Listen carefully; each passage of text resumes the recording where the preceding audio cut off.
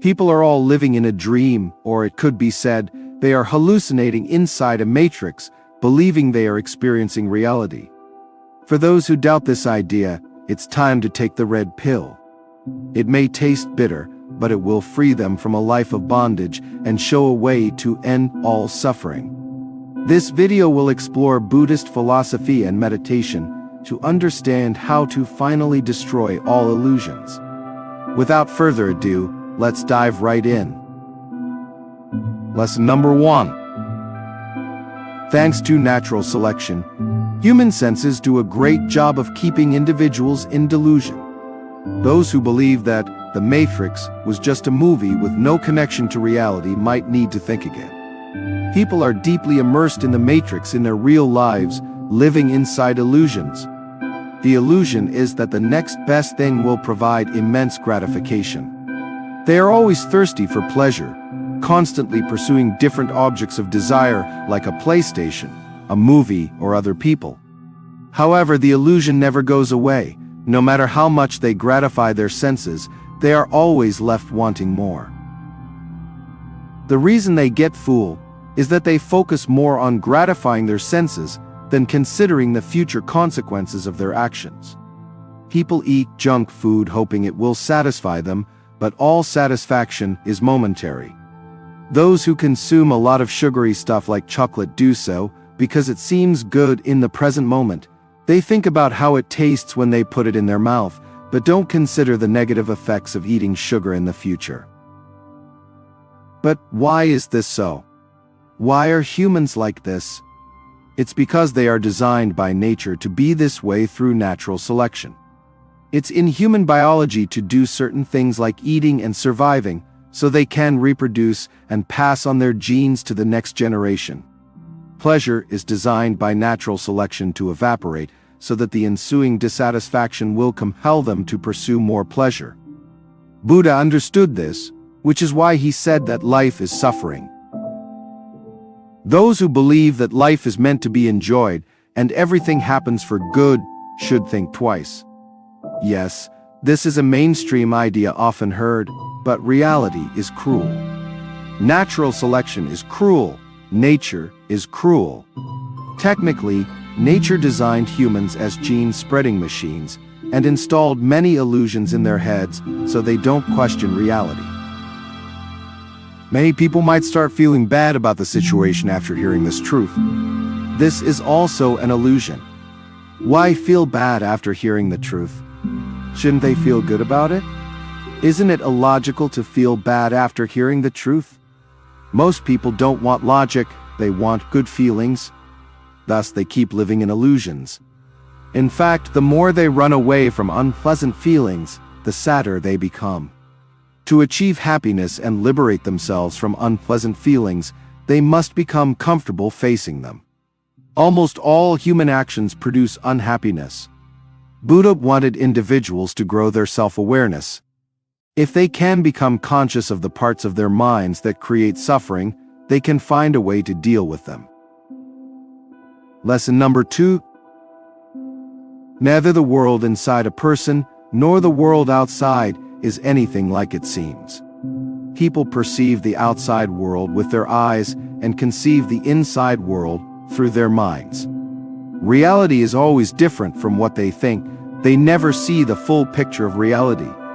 When they were children, they perceived the world as a Disneyland, but as they grew up, they realized that it's a big mess and needed to figure things out.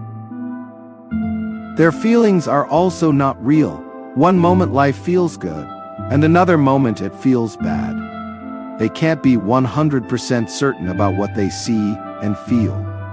Different people can see the same thing differently based on what they have inside their minds. Many ask why there is a need for things like meditation or Buddhist philosophy when they can rely on common sense. They ask such questions because they don't understand how flawed human beings are at being practical. People put too much trust in their thoughts and beliefs. They are highly biased. Buddha knew how biased the human mind can get, which is why Buddhism keeps reminding individuals that they are living in delusion most of the time because of their senses. The world they see outside changes when the content of their mind changes. How can they be so sure about reality when they don't even understand the content or functioning of their minds? They should bring some skepticism into their lives. All these ideas will sound illogical if they don't have heightened self-awareness. That's why they need meditation or mindfulness in their lives. Meditation can help them see the delusions that exist both in the inside world and the outside world. Lesson number 3. Meditation is frustrating in the beginning, but individuals shouldn't give up on it too early. Yes, they can hire a psychologist, but even then, nobody can access their mind the way they can. That's why meditation is very important for those who want to access their mind and learn how it works. Regarding its functioning, the default mode for the mind is to keep producing noise and wander in different directions. Most of the time, people are either worrying about their memories or thinking about things they plan to do in the future.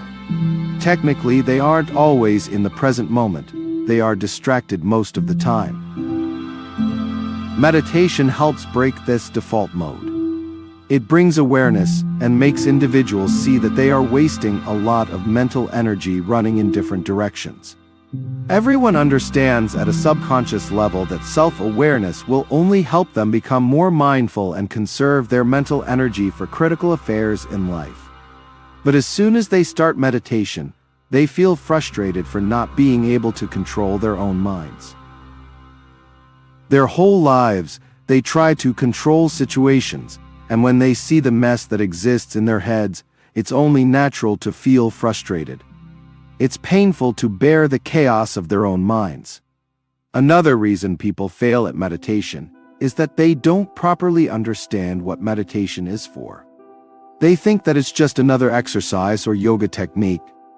As a result, they learn various techniques and get confused. The purpose of meditation is to make the mind less complicated, but ironically, they have made meditation itself very complicated. Meditation is very simple. Just sit in a quiet place and try focusing on the breath. It's normal to get distracted during meditation, but by not giving up, they train themselves to focus on one thing. In the beginning, it's recommended to focus only on the breath, not trying to focus on anything else to keep things simple. Eventually, they have to train themselves to see their mind without getting carried away. There is no point in thinking about why they got carried away. The more they think during meditation, the harder it becomes. It might be a completely new experience for many people because they don't normally live their daily lives with a high level of self-awareness. They are masters at getting carried away by their situation. When they become good at meditation, they start experiencing life differently compared to others. They feel a sense of bliss and ecstasy. Lesson number 4. Mindful meditation may or may not lead to enlightenment, but it will definitely alter one's perspective on life. For most people, meditation is just an exercise to relieve stress. Everyone lives a very stressful life these days. Everybody has some kind of problem to deal with. Life is hard for everyone, so people find some temporary relief through meditation. But if they learn more about meditation, they'll realize that it is more than just a technique. It makes them more mindful of life. They are able to see the beauty of life and also realize the matrix that they are all stuck in. Obviously, it doesn't happen immediately. They shouldn't think that if they perform meditation for a few weeks, they'll become enlightened beings. That's just a story. The author doesn't take any stand on this in the book. He's not sure whether enlightenment exists or not. Whether it exists or not will always remain a mystery. So instead of finding the answer to this mystery, individuals should simply focus on growing their awareness and developing the right perspective about life. To escape the matrix, they should be able to see it vividly, and they can't just see it with their eyes. To escape the matrix, they must have a sharp mind, a mind that is not controlled by random thoughts or emotions. Lesson number 5. Realizing that the self doesn't exist can help individuals become selfless. Becoming selfless is something that almost all religions preach. Unfortunately, in the modern world, almost every other person is deeply selfish. According to Buddhism, there is no self, there is no soul within individuals. If they think there is, they should try finding it. They'll never find it. People just keep changing with time. The physical and emotional self changes all the time. It's like if someone transfers their awareness to a different body, they can be a different person.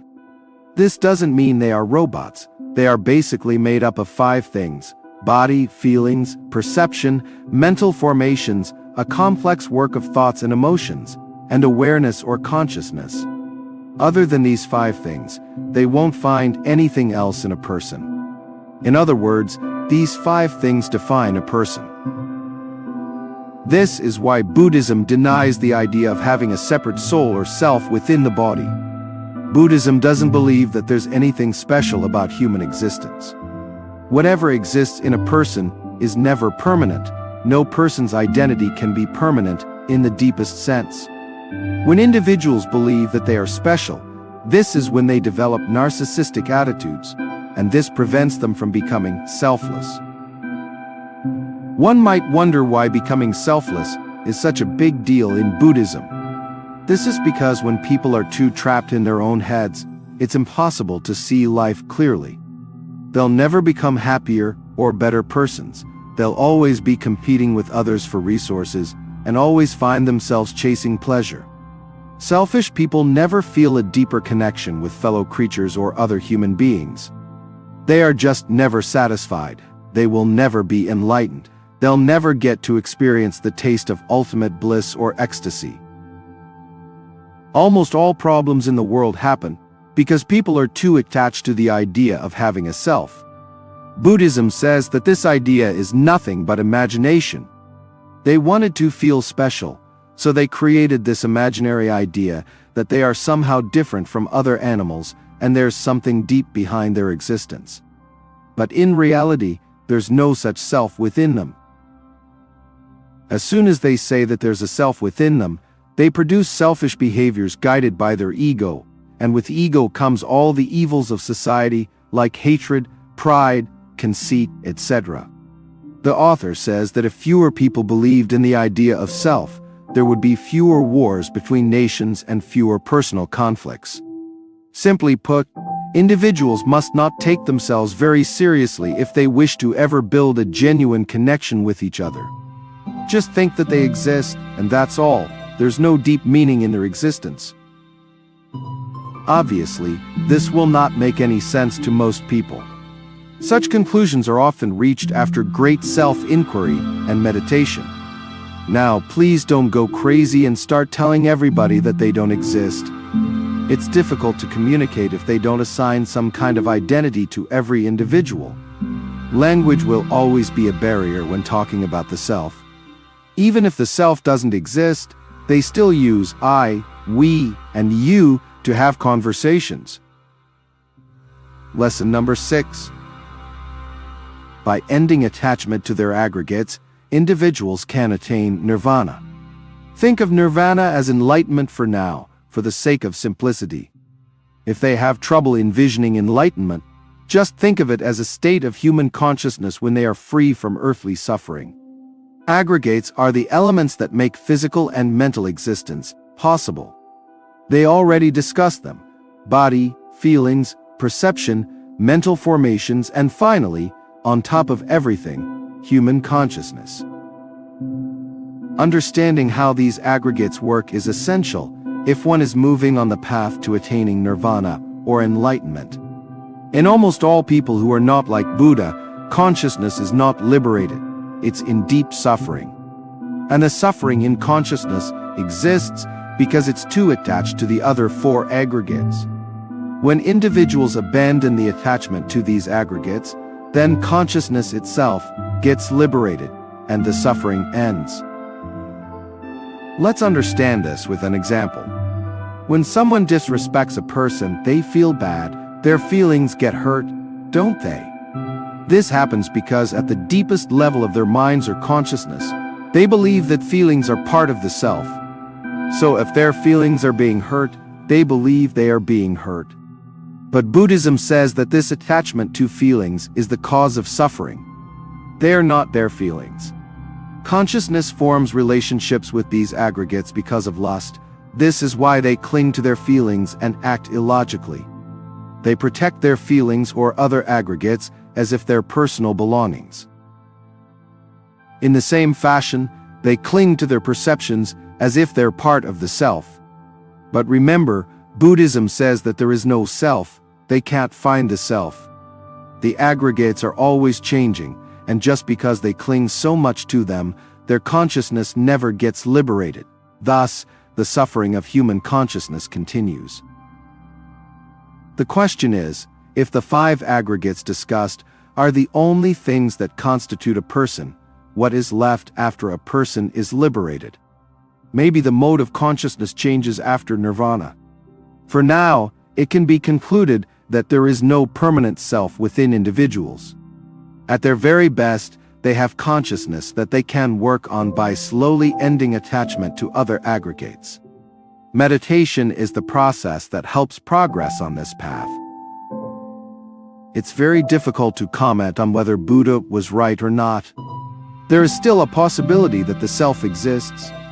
There are also questions like, if they are not their bodies, emotions, feelings, and perceptions, then why do they feel pain if one of them gets damaged? For example, if a person's leg is injured or they have a toothache, their consciousness can't avoid suffering regardless of how much meditation they do. Such things are almost impossible to escape from. This is why achieving something like nirvana looks like a dream to many people. Perhaps it's more about how they deal with their aggregates that determines how much they will suffer. Maybe nirvana is just an ideal Buddha created so that more and more people follow the journey of liberating human consciousness from suffering. The other option is obviously to not do anything at all, let things be as they are, and keep suffering for their whole lives. That doesn't sound very exciting, does it? The fact is that individuals don't understand themselves, so they shouldn't be surprised why they suffer so much throughout their lives. And when considering all these ideas, it's actually very funny when hearing phrases like, "You are your own boss." Everyone wants to feel like they're the king and everything is under control, but reality says something else. Lesson number 7. There are no good people or bad people. Understanding this lesson will alter one's perspective on how they see others, and that's not all. They'll also realize how they deceive themselves every time they socialize. The author talks about the bias people have toward others. This is one of the illusions they hold. Often, they label people as friends or foes based on how they judge their behavior. Illusions exist because they're very convenient. Reality is often confusing and complex to understand. This is why, through self-illusion, they oversimplify reality. For example, they believe that a good person can do no harm and a bad person can do no good. In reality, this is false. Just because they have decided to see a person in a good light, doesn't mean that person can never hurt others. People act differently around different individuals. For instance, a person may act very kind and caring in front of their loved ones, but that same person can act arrogantly in front of a stranger in a different situation. In daily lives, they don't consider this variable of how people can change their behaviors in front of different people. They assume that others will always act a certain way. That is, if they're good, they'll show compassion to everybody, and if they're bad, they'll lack empathy for everybody. Remember, everyone lives inside the matrix where reality is always changing, so they can never be too sure about what they believe. Don't believe it? Just think about how people are more likely to remember events that reflect favorably on them than those that don't. They remember positive experiences in greater detail than negative ones. Everyone is under the illusion that they know themselves, and that everything is under control. But is it true? Not really. They hardly know anything about themselves. They never explore the inner dimension of their minds. How are they so sure about this? This is the illusion they're living in. People are so clever that they put themselves in a state of self-illusion so they can feel like they're in control of their reality. It should be noted here that being clever is nothing compared to being highly self-conscious. Due to egocentric biases and illusions, they might think that illusions are good and there's no need to put in so much work to achieve nirvana or enlightenment. But remember, these are only illusions. Most people are not free from earthly suffering. They're pretending that they are enjoying their lives. They're just good at hiding it. Most of their suffering is psychological, so they don't see the suffering in their minds. Conclusion. Now, it's time for reflection. What are the best takeaways from this video? Consider how these lessons might apply to life and personal growth. Remember, understanding oneself is the first step toward true liberation. The journey may be challenging, but the rewards are profound.